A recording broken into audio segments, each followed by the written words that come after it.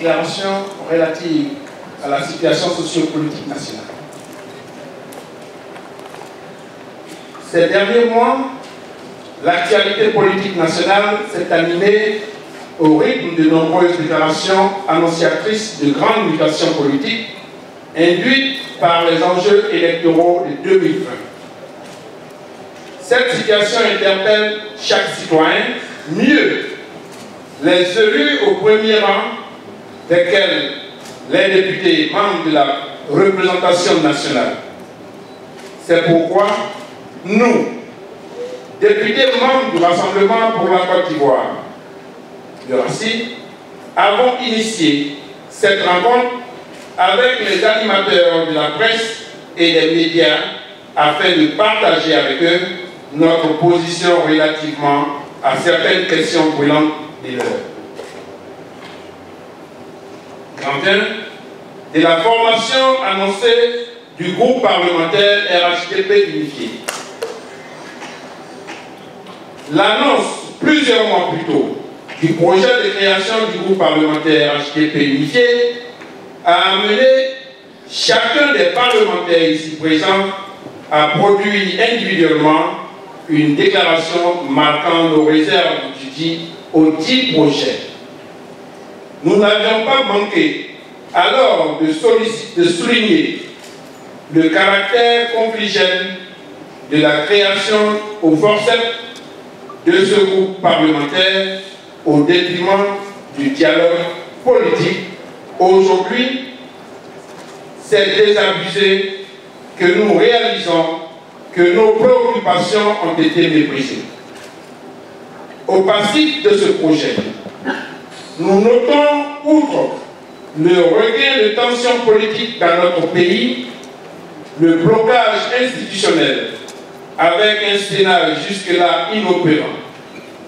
Autre raison légitime de notre réticence, nous avions en notre qualité de députés, tous issus du groupe parlementaire RDR, dénoncé la mort programmée de notre parti sans égard pour ses idéologies et valeurs fondateurs pour lesquelles des milliers de martyrs ont consenti le sacrifice du sang. La trame politique actuelle nous donne raison et nous conforte dans notre position de rejet du controversé projet. S'il venait toutefois à être acté, nous en prendrons acte et en tirerons toutes les conséquences. En deux, de la démission réclamée du président de l'Assemblée nationale. Toujours dans la logique de création au forceps du RHDP unifié, des voix s'élèvent, dont celle d'un de nos collègues députés, pour réclamer la démission du président de l'Assemblée nationale en cas de non-adhésion de ce dernier au projet. Cette attitude est visiblement symptomatique de l'ignorance de la loi fondamentale et des textes régissant le fonctionnement de l'Assemblée nationale.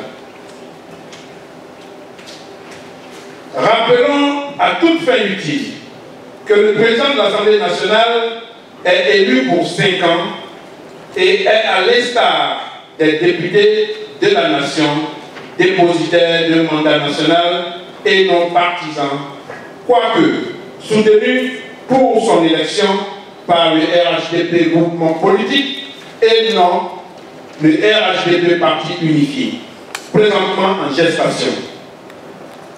Pour ce faire, nous ramenons chacun à la Constitution ivoirienne qui dispose en son article 89 alinéa 3.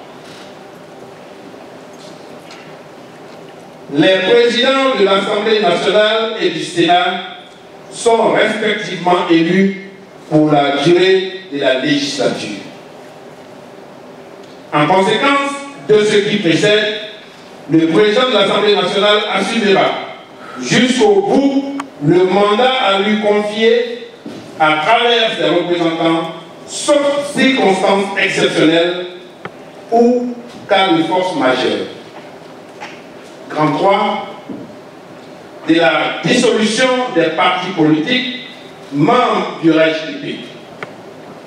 La dissolution réclamée des partis politiques membres du RHDP dès la création du parti unifié cache l'intention inavouée d'un retour au parti unique ou parti État.